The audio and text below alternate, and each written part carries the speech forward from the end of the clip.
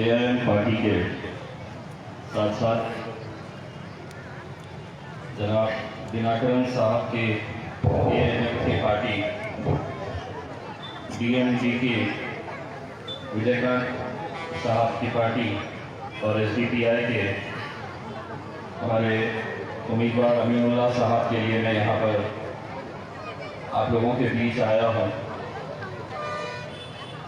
कई 100 किलोमीटर का सफर तय करके आए हैं।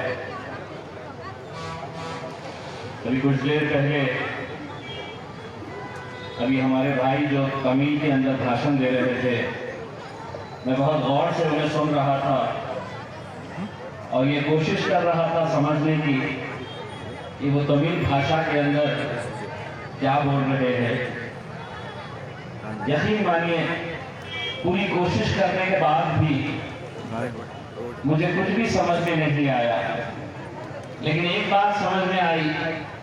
कहीं ना कहीं उन्होंने बातों बातों में ये जरूर कहा है कि असदुद्दीन अवैसी बहुत अच्छा आदमी है, उसके साथ जाना चाहिए। देखिए, इस देश की, इस मुल्क की, हमारे इस भारत देश की यही खूबसूरती है कि हम अलग अलग भाषाओं के अंदर बटे हुए हैं, हम अलग अलग संस्कृति के अंदर बटे हुए हैं, हम अलग अलग जात, धर्म और मजहब से ताल्लुक रखते हैं, लेकिन पूरी दुनिया के अंदर ऐसा देश नहीं है कि जहां इतनी भाषाएं बोली जाती हैं, इतने मजहब के लोग रहते हैं, जहां पर हर एक का पहनने का, खाने का, बोलने का अलग अलग तरीका है, लेकिन जब हम एक साथ मिलकर आते हैं तो एक ताकत बनकर खड़े रहते हैं और बड़े गर्व से कहते हैं कि तुम भी हिंदुस्तानी है और मैं भी हिंदुस्तानी है, हम सब मिलकर इस मुल्क के लिए खड़े रहते हैं। ये हमारे देश की खूबसूरती है। लेकिन आज इसी देश के अंदर जो कहीं जबान के नाम पर, कहीं जाति के नाम पर, कहीं मजहब के नाम पे हम लोगों को बांटा जा रहा है, ये सोचने की बात है। चुनाव आएंगे, चुनाव जाएंगे, कोई जीतेगा, कोई हारेगा, लेकिन इस देश के अंदर हर राजनीतिक पार्टी को बोलने का अधिकार है, और यह अधिकार अगर हमें किसी ने दिया है तो उस संविधान ने दिया है जो डॉक्टर बाबा साहब अंबेडकर ने इस मुल्क को दिया है। लेकिन आज हमें पता चला कि यहां पर कृष्णनगरी में कल एक ऐसा हादसा हुआ, और मुझे ये बार बार यहां पर बताया जा रहा है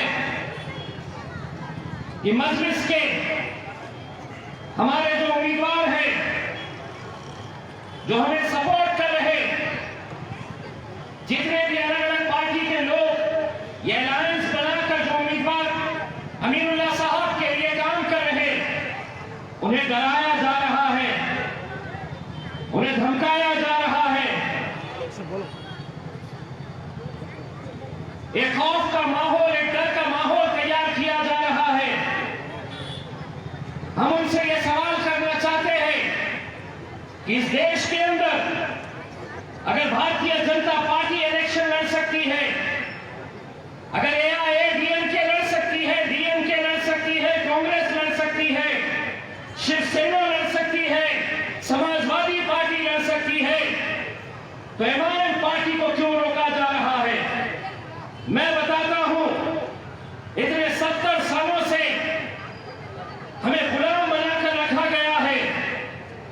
यह समझा गया है कि ये जो जनता है, ये जो हमारी माएं और बहनें हैं, ये जो आवाम है, ये हमारी गुलाम है। हम इन्हें जैसा कहेंगे उन्हें वैसा करना पड़ेगा। 70 सालों तक यही खेल इस देश के अंदर खेला जा रहा। वो समझते हैं कि उनके पास ताकत है, तो इन गरीबों से कहा जाएगा उठो, तो तुम्हें उठना पड़ेगा। तुम्हें यह कहा जाएगा कि अब हम कह रहे हैं तुम्हें बैठो, तो बैठा जाएगा।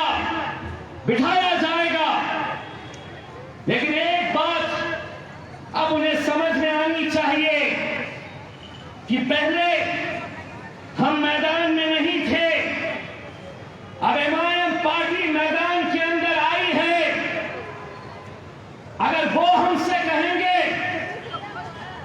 खड़े हो, तो हम में ये ताकत है उन्हें कहने की, चल बैठ, तू बैठ। गए वो दौर, गए वो जमाने जब आप हमको डराया करते थे। आज ये अधिकार हमें भी है कि हम इलेक्शन लड़ेंगे।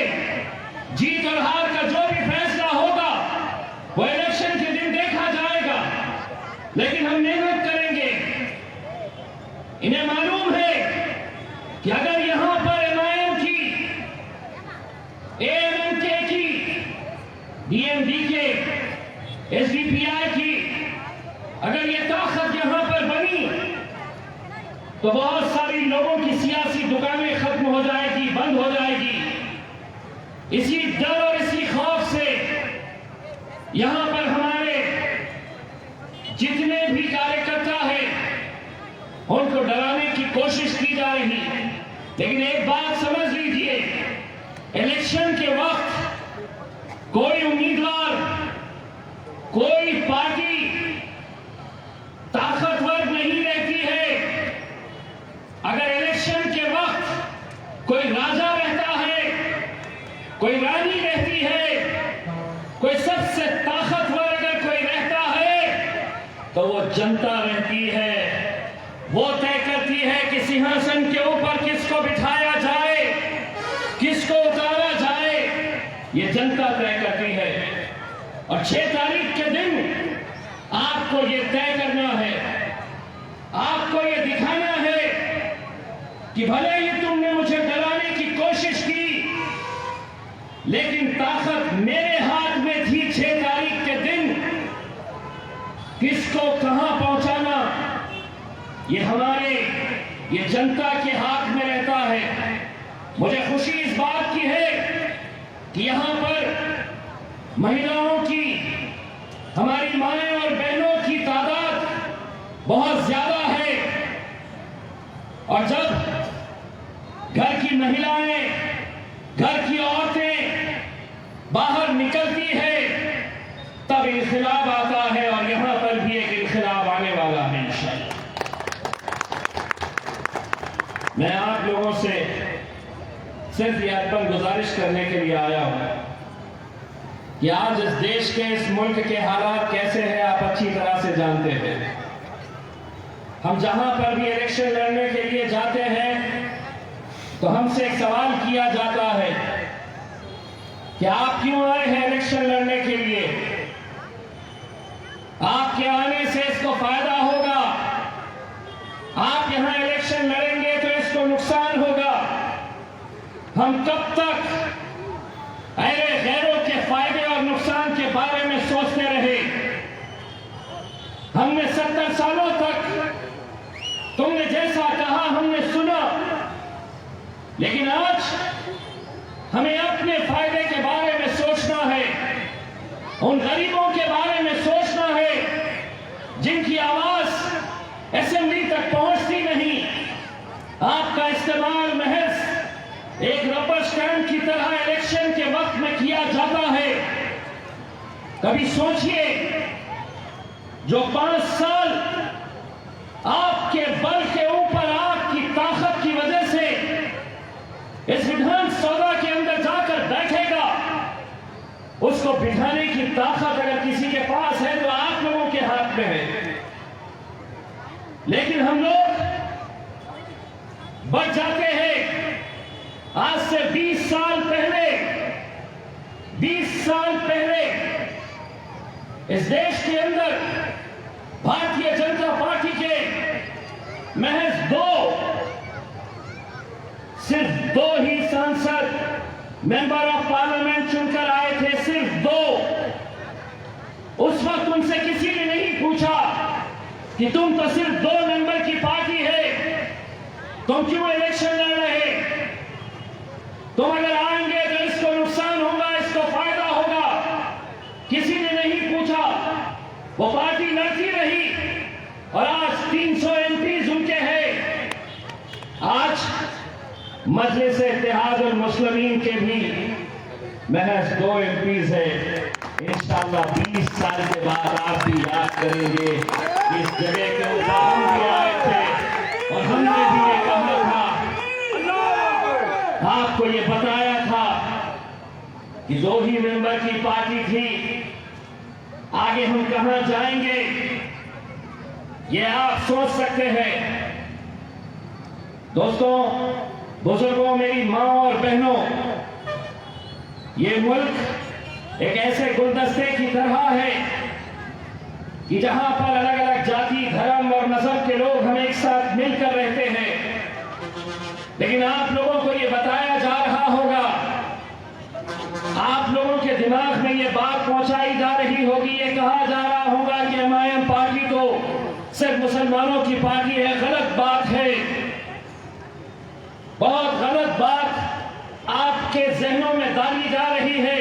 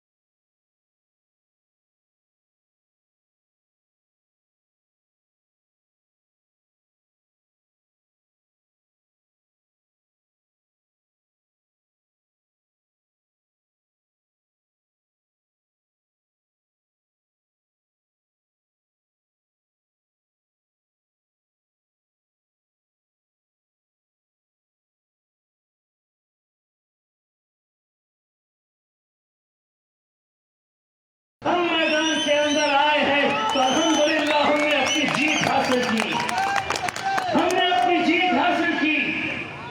ये कैसे मुमकिन हुआ? कभी सोचिए इस बात के ऊपर।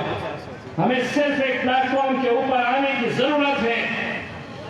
आज हमें बड़ी खुशी होती है कि जब हम देखते हैं कि दिनाकरन साहब, विजयकांत साहब आज मजलिस इत्तेहादुल मुस्लिमीन के बैरिस्टर असदुद्दीन ओवैसी साहब के साथ हाथ से हाथ मिलाए हैं।